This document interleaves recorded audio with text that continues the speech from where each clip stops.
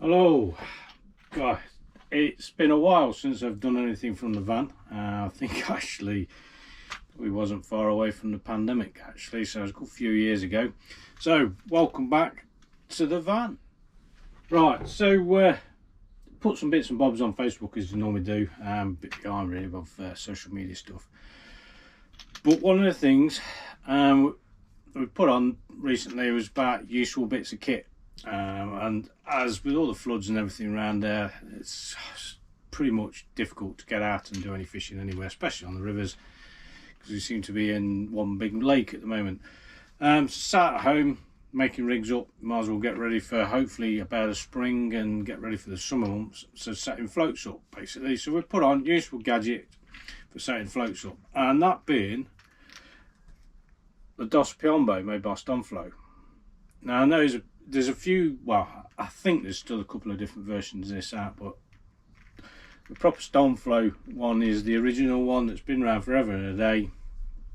That's the one to go for, because it does exactly what it says on the tin. So what is a Dosapiombo, or float shotter? Basically it is a neutral buoyancy device.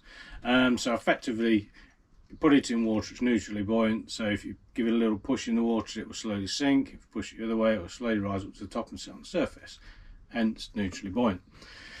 Clever little device really. It's got, as you can see, it's got like a basket around the top for putting shot and stuff in. It's got a little clasp device, obviously for clasping onto the stem of your pole floats. Now there is two different sizes. This is a common size one, which is a small one, for using obviously generally floats that we normally would use. To be fair, probably don't think I've ever seen one of the big ones. Probably using more on the continent when they're fishing the old big canals and big rivers over there. So that is basically a Dosapiombo in a nutshell.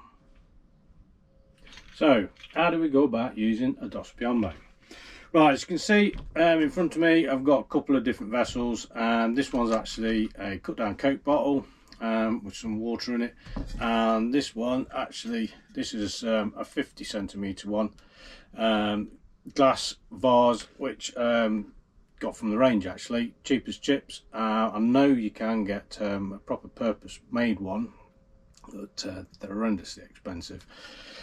So trip to the range, you can get smaller ones than this. I think they do a 30 and a 40 centimetre one for something like £6. It's peanuts really, isn't it? So I tend to use this one more than anything, to be fair. But anyway, for purpose of demonstrations today, because most people have got a Coke bottle at home, they can cut the top off, and then obviously put some water in that. And with most floats that I know most people use, probably only using short little floats for fishing, sort of commercials and on canals. And so other than when I'm going and fishing rivers with long stem floats, I need the longer vessel to give us a depth of water to measure a shot in. Right, so water. It is true, and I know somebody put it in the comments, that obviously river water, canal water, lake water is a different density to what we get through the tap. I haven't done it today because, as I say, literally just doing this as a demo if people asked. I actually use water out the water butt from the garden, and in my head that's probably the closest I'm going to get to sort of river water, lake water, canal water, whatever. Actually, probably the water in the water butt is a damn sight cleaner than what we seem to be dumping in our rivers and waterways at the moment. Anyway, that's another topic. The other comment that went on is you can add a little bit of washing up liquid to your water. Basically, what the idea being is that breaks the surface tension, so it gives you a bit more of a realistic where the float's going to sit when it goes out in the environment, shall we say. Right, so what I would use a Dosapiombo for really is to check myself a few floats. Normally I will set up probably 2 floats of the same, and maybe a few with the same amount of shotting but in different shotting patterns. Unfortunately, not all floats are the same, so you might shot one up and it'd be perfect, and I've done it before, gone out and put another one in, and it either sinks or it's coming up in the water because it's too light, even though effectively the shotting should be right. Because most floats, as people know, they'll say something like, what's this one, 4x12, and that was a 4x12, so about 0.2 of a gram. You might have 4x10s, things like that. So I bet those two floats, even though the 4x12s, will probably not shot up the same, or it could have two of that float and the shotting could be different between the two. So it's better to check them at home, play around, get your rig set up the best you can. You can't get it absolutely bang on accurate at home, because obviously out in the environment it will sit slightly differently. So I'd try my damnedest to shot them up perfect at home, and then I'll finish them off. Maybe might take a day trip out and just go and tweak them slightly, add a little bit of trim shot, maybe have to take a little shot off. But the bulk of the hassle of trying to put small shot on and everything, get it all balanced up, is done at home. So Dosapiombo, where does that come in? So let's try this float first. So it's an old MIDI float. It's a 4x12, so 4x12 is basically a 0.2 of a gram float. So what we do is, as we said earlier, there's a little clasp mechanism that works backwards and forwards, almost like a little cam. So the base of the float will go in that cam, push it all the way down to the bottom so it sits tight against the bottom of the Dosapiombo, and gently wind the cam until it tightens up. Obviously don't overdo it because you'll break your float, damage your Dosapiombo. So this is a carbon stem float. Wire stem floats are fine. It's got quite a decent range of movement, so you can get really fine wire in there as well. So that's obviously mounted in Dosapiombo. So if I pop that into there, hopefully you'll be able to see this. Might have to do some close-ups in a bit. So if I drop that in there, hopefully you guys will be able to see that. So if I try and move that over towards you, just so you can see there, that's the only downside of using a Coke bottle, I suppose. So that's just sitting up out the water, which is probably about where it would be, obviously with no shot on. So what we'll have to do is we're going to add what we think is right shotting to take this down to about, I like to go probably just below the tip, and then when I trim it up or add in, obviously things like adding a hook, adding bait is also going to add extra weight to the rig anyway. So in theory, so that's 0.2 of a gram. So at 0.2 of a gram, we need to get the shotting right. Now most shot, there's some balabene shot here, will say what the individual shot actually weighs. So then we can start working out, calculating up of how many shot we want to make that float sit right. I was going to go into more detail on this as another day.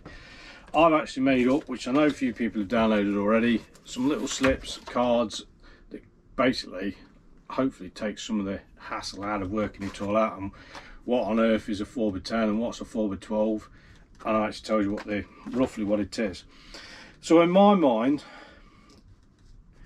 in theory, I'm going to put a little bulk. I might want to make a rig up with a little bulk and a few droppers, depending on what I'm doing.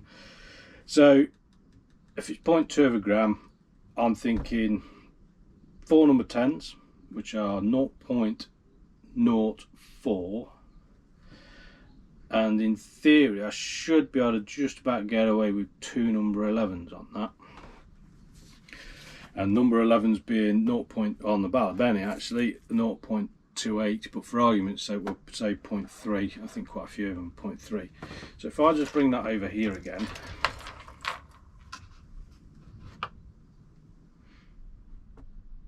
right, so if I've brought that over, it's not the water off the top of that. Right, so center basket, the idea being is, obviously I can put the shot in the basket. So I'm going to put my 4 number 10s in. Try and put 4 number 10s on that side. And we reckon possibly 2 or 3 number 11s. In theory, it should be 2 number 11s on that side. So, and then if I lower that back in the water, as you do, you see how it's just now, just letting it come back up to surface. So that actually is undershotted. So again, whether you'll be able to see that, try and move it closer to yourselves. So that's undershotted actually. It's just above where the eye goes in to the float. So it needs a little bit more shot. So let's add another number 11. So in theory, going on the principle of what the weights are, that is actually overshotted now, well overshotted.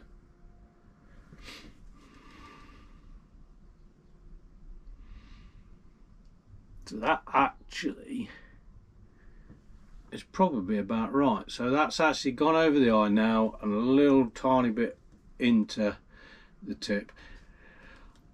I'd like to put another shot on that. Now, me personally, I think a number 11 is going to probably be too much.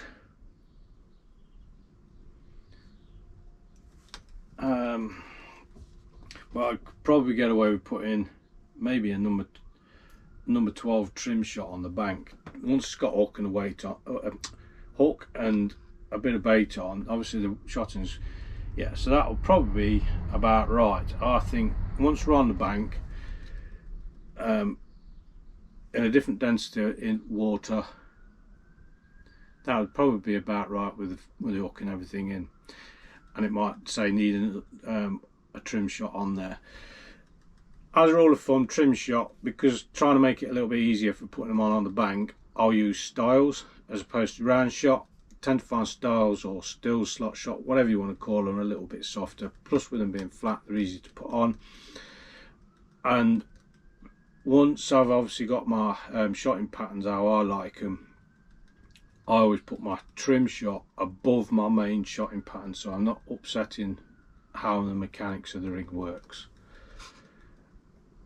I mean, don't know whether that's necessarily correct or not. I don't know, don't think so. I've seen other people do it like that.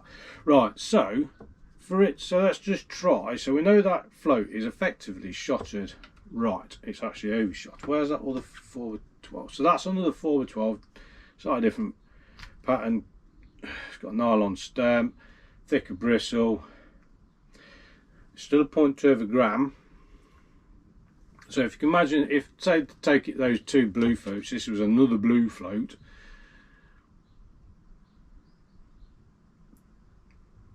So you could have actually set up, just took one pack out, chotted that up.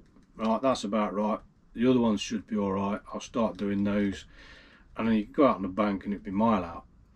So it just takes that guess that as you can see, that's actually, it's not bad actually, but it is slightly overshotted. Again, the time you've got line on there and everything else, that's actually going to be sinking. Obviously there is times when I do set them up like that, or overshot them, use a little bit of Vaseline or tip grease just so that sits in the water tension. But hopefully that kind of gives you an idea of what I use a Dosapiombo for, and just for making your rigs up, just for double checking floats really, whether they're something that is mass produced, or obviously there's loads of people, you get amount of floats out there these days is loads. Obviously if I'm doing river floats and things like that, bigger floats, I use a bigger vase. I can quite easily put my Olivettes on there, take bigger shot for doing bigger floats. And again, exactly the same thing really, it's just to get them as near as damn it, and I can check them, because you don't really have time on the bank, especially fishing competition. But there again, if you're going out pleasure fishing, why would you want to waste 20 minutes, half an hour or so messing around trying to get a float shotted right, when you could be doing it at home? Let's move this out of the way. You could be doing it at home. Mrs. has got some rubbish on the TV you're not really interested in. You can sit there with a nice cup of tea or a pint, rattle a load of rigs off. Once you've got the shotting right and you've got them right, you can write it on as a label. I always put, as I've got here, I'll be messing around with those, just getting stuff ready for the weekend. That's just my canal rigs. I'll always double them up, so if I break one I can put another one on straight away. And I probably not be able to read my writing, but I'll write on basically what the line is, what shot I've put on. So if I knock a shot off, I know roughly what I've set them up as, what the length of the line is. It's all ready to go really. And then again, if I trash the rig and I've got to remake it, I can literally come home, check the float, make sure the float is what it says it is. I'll remake them up dead quick. So yeah, a little bit of kit. Good old Italians again. At Stonfo I've been doing stuff like this for years. But yeah, well worth having. Just useful tool. Right, I hope that's of help. If anybody wants to ask any other questions, put some comments below. Don't forget to like, follow, share and all that lot. Try and get some more done this year if we get time. People keep asking me to do bits and bobs about Stonfo hook tire. That's another one I need to do because I use that a lot. So comments below. Look after yourselves. See you all soon.